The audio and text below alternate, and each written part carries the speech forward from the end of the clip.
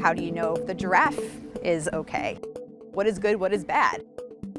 We are familiar with animals that look like us or act like us. It's easier for us as humans to understand if a gorilla is behaving as we expect, because that's familiar to us. They're other primates. We recognize their body language and their behavior. But how do we know if a snake is having a happy life?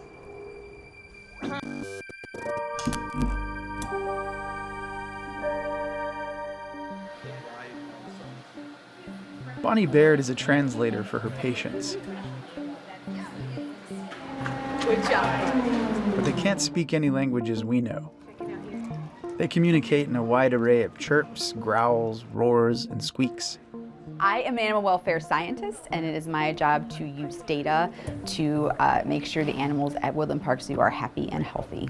It's just really questioning what you're seeing and trying to take the animal's perspective and try to shape your brain as a primate and mold it into what is a snake brain. Where do they live? What do they need? What do they want? If I was a snake, what would I want?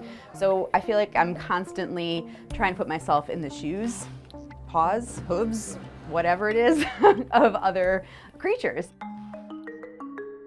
It's understanding how each animal communicates, and our human bias as a zoo visitor or any other human, myself included, is to see another creature and project our needs and feelings onto them. That's just our natural tendency. That's a psychology thing that we do involuntarily.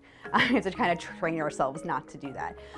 Using observation and physiological measurements, Bonnie watches for when an animal's feeling stressed, tired, or excited, and then she searches for the source of it. Since our animals can't tell us if they're having a good life or not, we have to look at all these other measures and use that data together to understand what's really going on inside the animals. It's finding the patterns that you can only find when you spend a lot of time objectively looking. So I've watched an animal, I've sat there for hours and hours and hours, and I get a bunch of numbers, and then it doesn't feel like you're doing anything at the moment. And then at some point you analyze data, and there's always that one graph that you make, and you're like, oh my gosh, that's exactly what it is. Converting behaviors and health and all of this stuff that we kind of produce without even realizing that, the things that we do, and the things that we kind of feel and our body produces, and to turn that into a currency like a language, like numbers and data, math is like the universal language, right? That's a good way to translate another species into something that humans can understand. It's like the subtle social things of that one walked by and their positions both changed, and she watched her. Looked like nothing happened, but there was a whole conversation going on between those two that I don't understand or interpret, but I can see that something happened. I love being the person that can spend that time and then give the answer, and then ultimately improves the animal's life too. So every time I see that new graph, and I'm like, oh my God, data's never this perfect. Look how perfect it is. This is great. So I just had that this week with our wolves. So that was one of those moments where I was like, yes, let's fix that thing. And then it did exactly what we hoped it would do. Fantastic.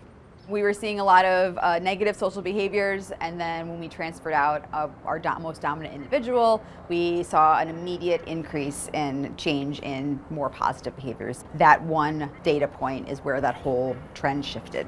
So I feel really validated every time that happens. Data helps other zoo animals too. Keepers use wearable technology to measure fitness and sleep patterns of their petting zoo's Katahdin sheep.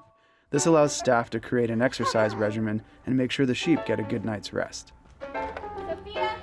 These particular sheep that we're talking about, they are actually raised to be meat sheep.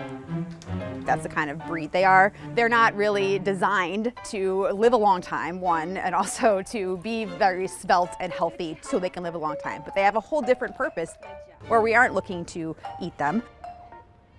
So we want them to live a long time, and we were able to record their essentially steps. This step data allows zookeepers to make sure sheep are active and healthy.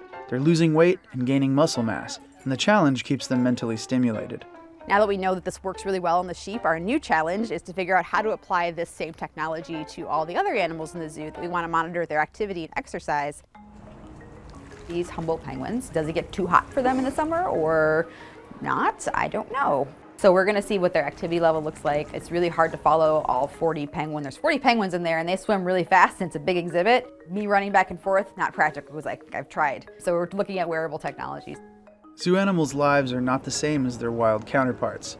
Far from their natural habitat, they live longer and closer to humans in conditions that may be completely foreign to them. Every new creature that arrives at the zoo brings its own challenges and a unique language for Bonnie to learn. I've always, for some reason, been drawn to animals and vice versa. So kid pictures, right, growing up, and every picture is, oh, there's Bonnie with an animal. She found like a squirrel in the park, and why would it come up to her? That's so weird. And I don't know how to explain it or articulate it, but it's always just been so important to me, and it's felt like right.